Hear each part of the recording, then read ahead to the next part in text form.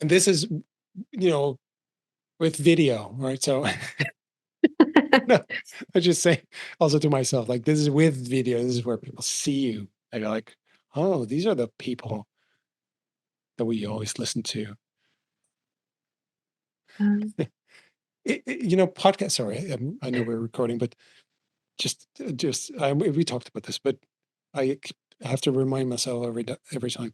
People who listen to podcasts, they listen to a podcast while they're doing something else. No mhm. one listens to podcasts through speakers.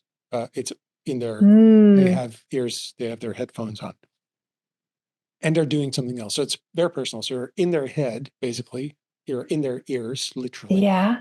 right? And they're doing something. They're either commuting, doing the laundry, the dishes, Sure. Going for a something. They're walk. Yeah. going for a walk.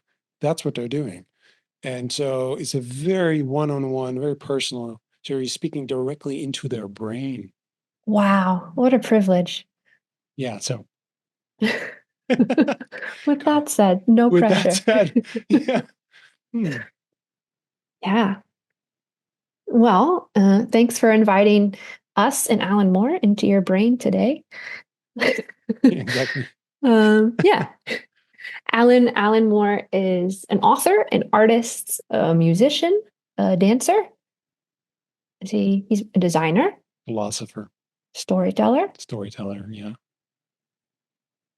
dog lover. Well, no, that might be taking it too far. He owned a dog. I think he loved the dog. Yeah, for sure. um, he's also a perspective shifter. Hmm. Yeah. And I think that's the biggest thing that I've taken away from this conversation with Alan is how can you just open the door to a perspective change, but also give people permission.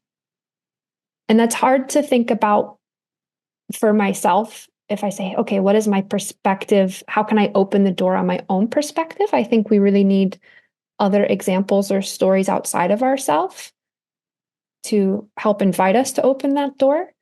But then also when I think about, okay, I'm interacting with a bunch of students or the other colleagues that I interact with, or just the people that I bump into on the street, or when I'm out and about in my daily life, how can I help give them permission to embody and become more of themselves, which I think will ultimately then do what Alan talks about, which is making the world a better place.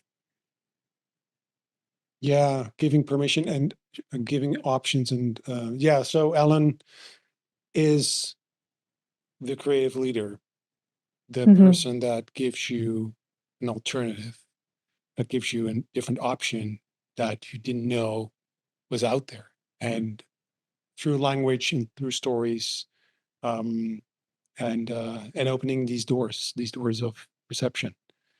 And I think that that is such a it's an assignment. It's to ourselves. It's something that it's a task that we should embrace ourselves. Everyone should. We should all be examples for the people around us, and that's not easy.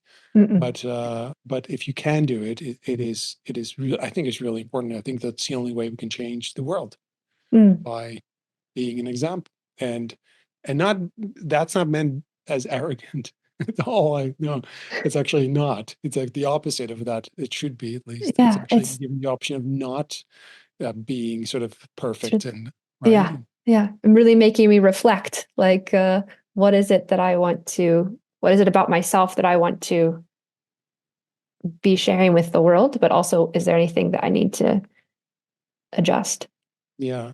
And so Ellen, it was great having him on the Mhm. podcast. He's a great storyteller.